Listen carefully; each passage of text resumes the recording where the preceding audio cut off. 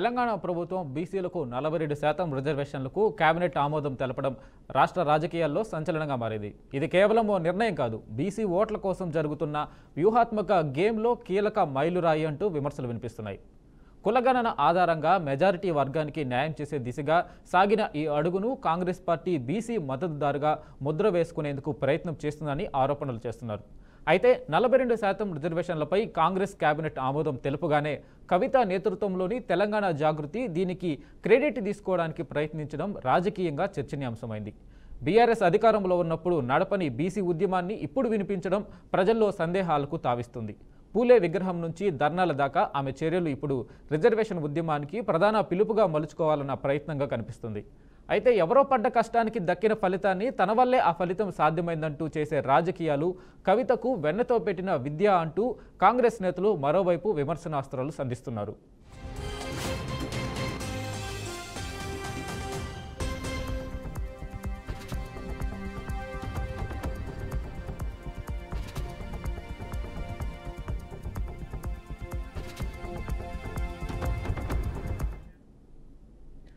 కవితకు బీసీ రిజర్వేషన్లలో ప్రమేయం లేదంటూ కాంగ్రెస్ నేతలు స్పష్టం చేశారు. టీపీసీసీ నేత మహేష్ కుమార్ గౌడ్ సూటిగా విమర్శిస్తూ కవిత లేదు అంటే భవిత లేదు అంటూ ఊహలతో క్రీడించడం విడిచిపెట్టండి అన్నారు. రిజర్వేషన్ల వెనుక రాహుల్ గాంధీ దిశానిర్దేశం, రేవంత్ రెడ్డి కట్టుబాటే ప్రధాన కారణమని తేల్చారు. చోటామోటా ధర్నాలు చేసి క్రెడిట్ తీసుకోవడం బూటకమే అని విమర్శలు గుప్పించారు. కవిత ఒకవైపు బీసీ ఉద్యమానికి నాయకత్వం వహించగా అదే పార్టీకి చెందిన తలసాని శ్రీనివాస్ యాదవ్ మాత్రం కేబినెట్ నిర్ణయం బూటకమని విమర్శించడం గమనార్హం. ఆర్డినెన్స్ పేరిట మంత్రివర్గం చేతులు దులుపుకుంటున్న ఆరోపణలు బీఆర్ఎస్లో బీసీ విషయంలో స్పష్టత లేకపోవడాన్ని బహిర్గతం చేస్తున్నాయి. పార్టీ లోపలే విభేదాలు ఉన్నాయని సంకేతాలు ఇస్తున్నాయి.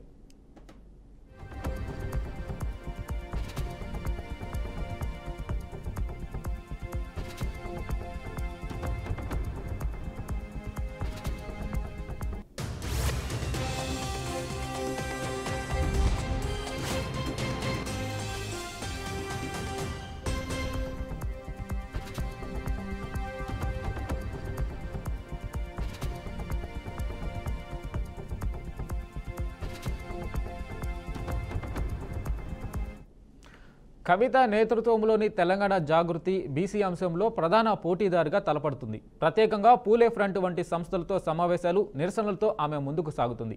ఈ వేదికను కాంగ్రెస్ ఖాళీగా వదిలేసే సూచనలు లేవు. బీసీ అంశంలో లీడర్షిప్ను పూర్తి స్థాయిలో తమ చేతుల్లోనే ఉంచాలని కాంగ్రెస్ పట్టుదలగా ఉంది. కవిత కేంద్ర ప్రభుత్వంపై ఒత్తిడి తెచ్చేందుకు మోడీ సర్కార్కి డిమాండ్లు పెడుతూ పోరాట బాటలోకి దిగుతున్నారు. ఇదే సమయంలో కాంగ్రెస్ నేతలు మాత్రం బీజేపీతో పాటు బీఆర్ఎస్ కూడా గతంలో బీసీలకు ఏం చేయలేదని విమర్శిస్తున్నారు.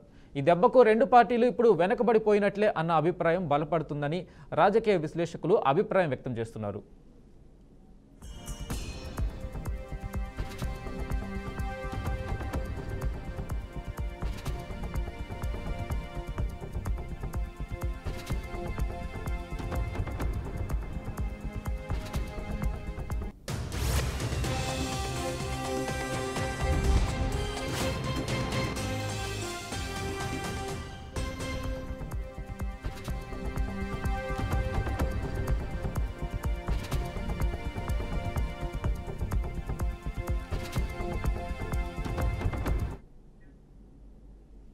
ఇక ఇదే అంశంపై మనతో మాట్లాడడానికి అనలిస్ట్ కోటేశ్వరరావు గారు ఉన్నారు. కోటేశ్వరరావు గారు నమస్తే అండి. నమస్తే సార్, తెలంగాణ రాజకీయం అంతా బీసీ పాలిటిక్స్ చుట్టూ తిరుగుతూ ఉంది. అటు కాంగ్రెస్ బీసీ రిజర్వేషన్లకు సంబంధించి కేబినెట్ ఆమోదం తెలపడం, ఇటు బీఆర్ఎస్ పార్టీ తరపు నుంచి కవిత తెలంగాణ జాగృతి పేరిట బీసీ ఉద్యమాన్ని చేపట్టడము, ఈ నేపథ్యంలో అటు బీజేపీ ఒంటరిగా అయిపోవడం, ఈ బీసీ ఉద్యమానికి సంబంధించి ఈ తెలంగాణ రాజకీయం అంతా ఈ బీసీ రిజర్వేషన్ల చుట్టూ తిరుగుతుంది. సో ఎలా చూడాలి దీన్ని? ఇది ఇవాళ కొత్తగా ప్రారంభమైనటువంటిది కాదు. ఇది రాహుల్ గాంధీ యాత్ర సమయంలో ఈ అంశాన్ని ముందుకు తీసుకొచ్చారు. అంతకంటే ముందు బీహార్లో నితీష్ కుమార్ కుల సర్వే పేరుతోటి చేసినటువంటి సర్వే, ఆ తర్వాత రిజర్వేషన్లని ప్రకటిస్తూ మంత్రివర్గం కేబినెట్ నిర్ణయం తీసుకోవడం, ఆ చేసినటువంటి నిర్ణయాన్ని హైకోర్టు కొట్టేయడం, ఇవన్నీ కూడా మనకు తెలిసిందే. దానికి భిన్నంగా ఇప్పుడు తెలంగాణలో చేస్తామని చెప్పేసి కాంగ్రెస్ వాళ్ళు చెప్తున్నారు. మరి ఏ ధైర్యంతో ఆ విధంగా చెప్తున్నారో మనకైతే తెలియదు. ఇది కూడా బీహార్ బాటలోనే పయనించేటువంటి అవకాశం ఉందనేది మనకి స్పష్టంగా కనిపిస్తూ ఉంది. ఎందుకు అంటే కేంద్ర ప్రభుత్వము అసెంబ్లీ ఆమోదించినటువంటి బిల్లుని, అదేవిధంగా ఇంతవరకు దాని మీద అవునని కానీ కాదని కానీ, లేదా రాష్ట్రానికి వివరణలతో పలానా వివరణ కావాలి మాకని తిప్పి పంపడం కానీ అటువంటి ఇంతవరకు ఏమీ చేయలేదు. అంటే దాని అర్థం ఏంటంటే అది అంతే అలాగే ఫ్రిడ్జ్ లో పెట్టేస్తారు. దానికి బయటికి తీయడం ఉండదు, మళ్ళీ ఏం చేయడం ఉండదు అనేది స్పష్టం అయిపోయింది. ఈ నేపథ్యంలో మంత్రివర్గం దాని మీద ఒక ఆర్డినెన్స్ తీసుకురావాలనేటువంటి నిర్ణయం తీసుకున్నారు.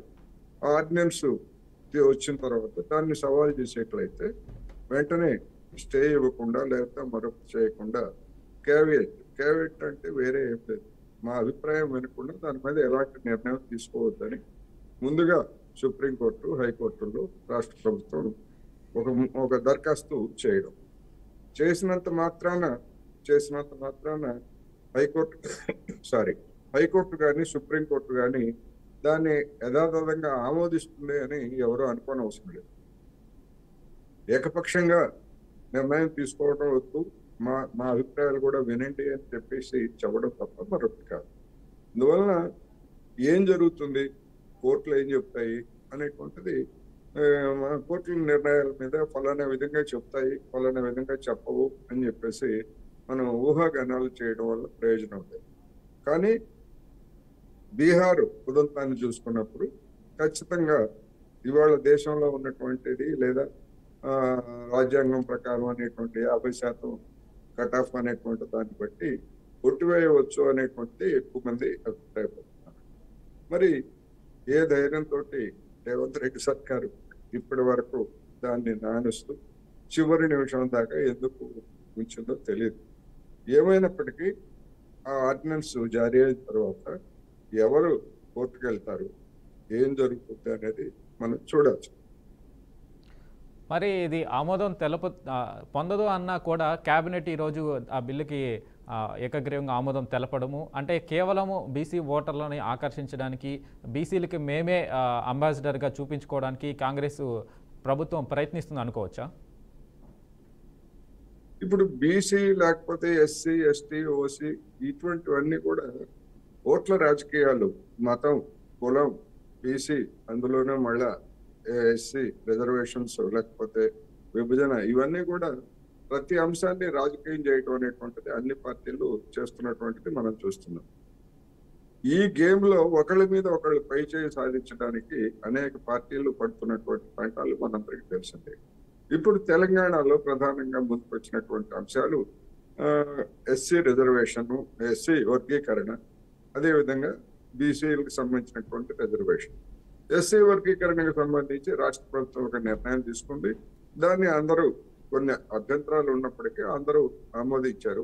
అది ఏ మేరకు ఏ రూపంలో అమలు జరుగుతుంది అనేటువంటిది రేపు రాబోయే రోజుల్లో మనం చూస్తాం. ఈ బీసీ రిజర్వేషన్ దానికి వచ్చేసరికి 42% అనేటువంటి దాన్ని మిగిలినటువంటి ఎస్సీ, ఎస్టీ రిజర్వేషన్స్ ఇవన్నీ కలుపుకుంటే 50% దాటిపోయే అవకాశం కనుక కోర్టుల్లో దీన్ని సవాల్ చేసేటువంటి అవకాశం ఉంది. అయితే మొదటి నుంచి కాంగ్రెస్ వాళ్ళు ఒకవైపు దీన్ని చెప్తూనే మేము చట్టబద్ధత సాధిస్తామని చెప్తూనే, ఒకవేళ చట్టబద్ధత అసాధ్యం అయ్యేట్లయితే మేము వాగ్దానం చేసిన మేరకు మా అభ్యర్థుల జాబితాలో 42% మందికి బీసీ అభ్యర్థులకి మేము సీట్లు ఇస్తాము. అంటే అఫీషియల్ రిజర్వేషన్ పోను మిగిలినటువంటి శాతం ఎంతైతే ఉంటుందో అంత మేరకు మేము మొత్తంగా 42% మంది అభ్యర్థులకు నిలబెడతామని చెప్తా ఉంది. అయితే మరి అది ఏ మేరకు అంటే మండల స్థాయి కావచ్చు, సర్పంచ్, అదేవిధంగా జిల్లా పరిషత్తు, అట్లాగే నగరపాలక సంస్థలు, ఇవన్నీ వీటన్నిటిలో ఏ మేరకు దాన్ని నిలబెట్టుకుంటారు అనేటువంటిది మనం రాబోయే రోజుల్లో చూడాల్సిందే. ఇప్పటికిప్పుడు నిలబెట్టుకోరు అని చెప్పలేము, అలాగని చెప్పేసి నిలబెట్టుకుంటారు అనేటువంటి గ్యారెంటీ కూడా ఇవ్వలేము. ఎందుకంటే పుష్ అండ్ పుల్స్ అనేక ప్రాంతాల్లో ఉండేటువంటి సామాజిక పరిస్థితులు కావచ్చు, లేదా కాంగ్రెస్ పార్టీలో ఉన్నటువంటి అంతర్గతమైనటువంటి విభేదాలు కావచ్చు, ఏమైనప్పటికీ మనం ఫైనల్ అయిన తర్వాత మాత్రమే దాని గురించి వ్యాఖ్యానించవచ్చు.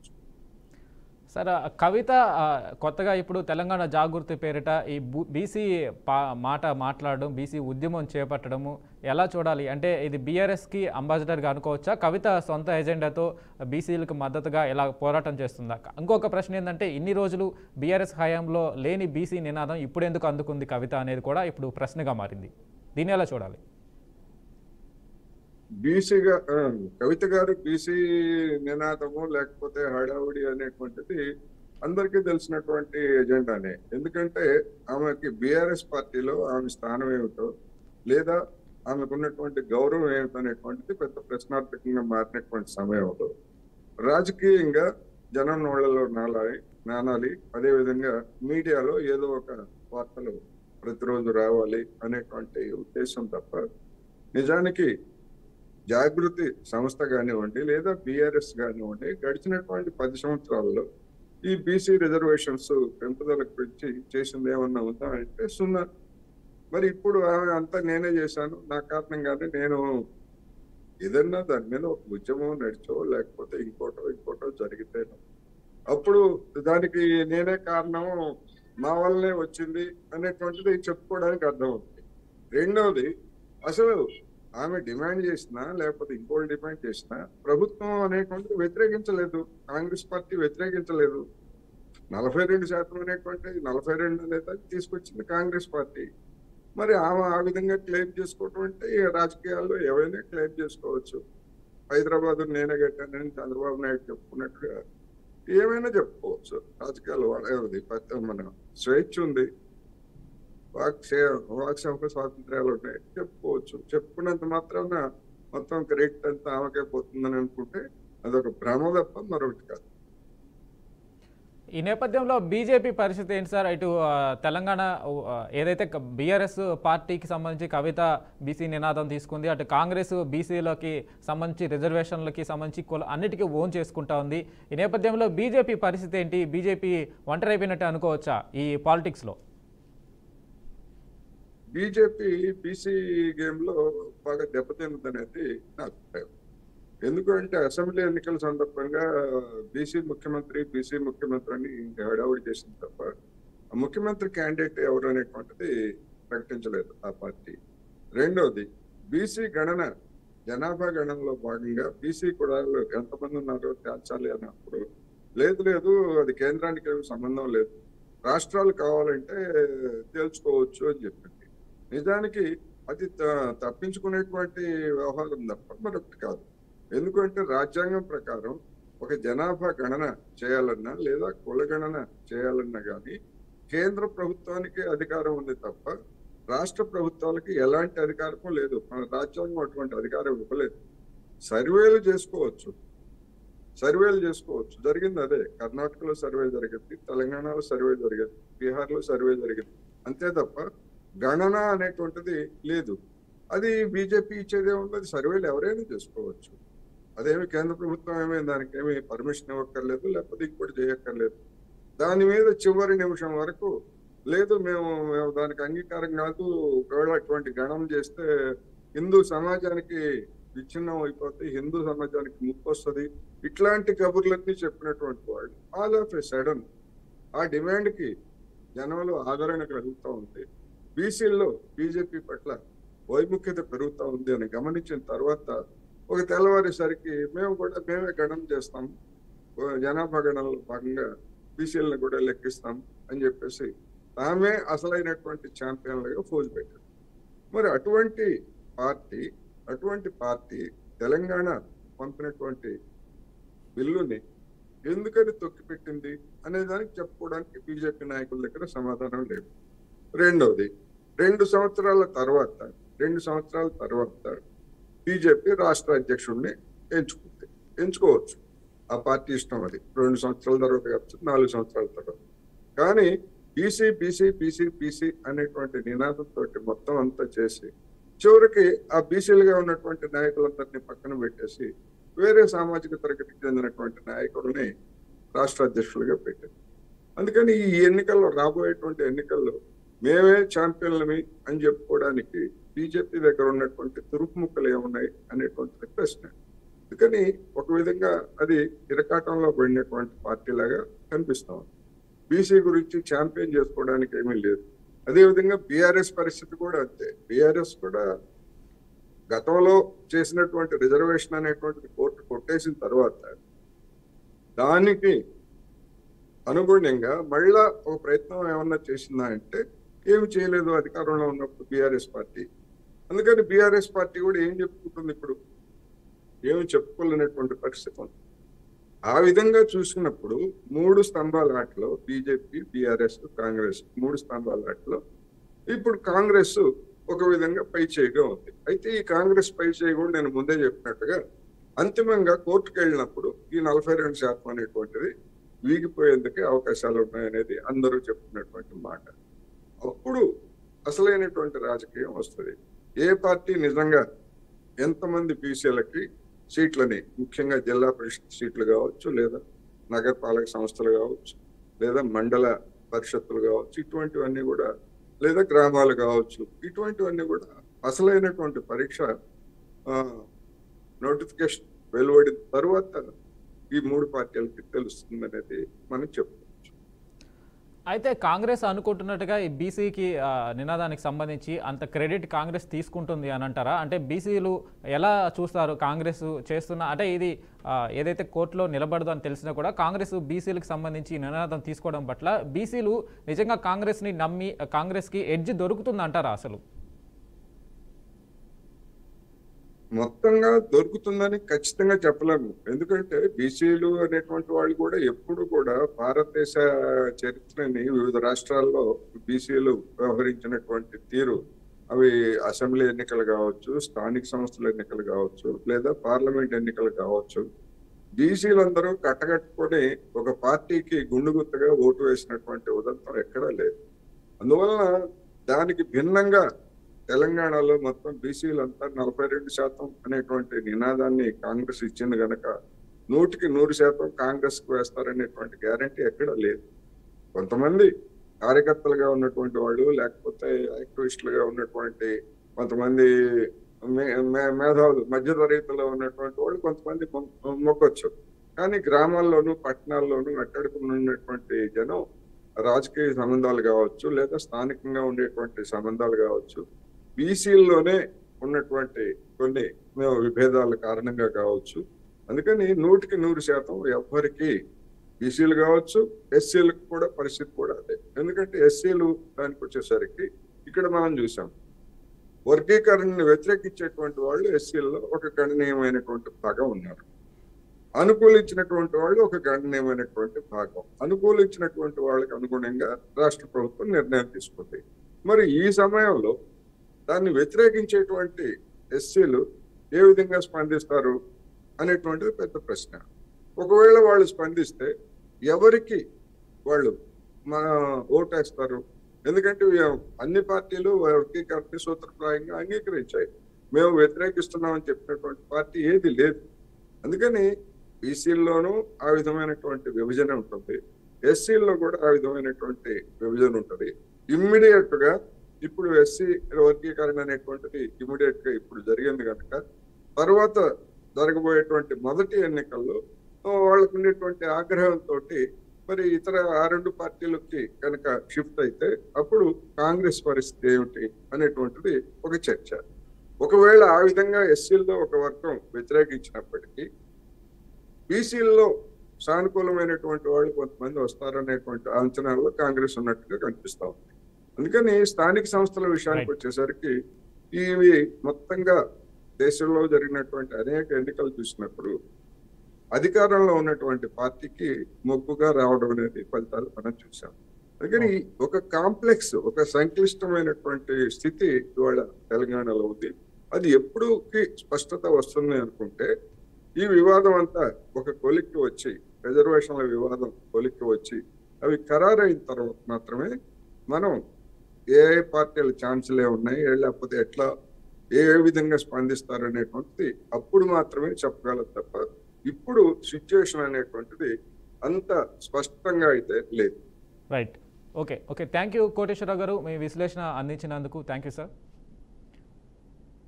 సో అయితే తెలంగాణ పాలిటిక్స్ అంతా బీసీ నినాదం చుట్టూ తిరుగుతుంది. అటు కాంగ్రెస్ బీసీలను ఓన్ చేసుకునే ప్రయత్నంగా 42% రిజర్వేషన్లతో ముందుకెళ్తుంటే, అటు బీఆర్ఎస్ కూడా తెలంగాణ జాగృతి పేరిట బీసీలను ఓన్ చేసుకుంటుంది. ఈ నేపథ్యంలో బీజేపీ ఎలా వ్యవహరిస్తుంది, ఈ నేపథ్యంలో బీసీలు ఈ బీసీ రిజర్వేషన్ల పట్ల ఎలా స్పందిస్తారో, ఆయా పార్టీల మీద ఎలా ఓన్ చేసుకుంటారు అనేది కూడా ఆసక్తికరమైనది, చూడాలి మరి. సో ఇది వాళ్ళ BRK in depth. Keep watching BRK news.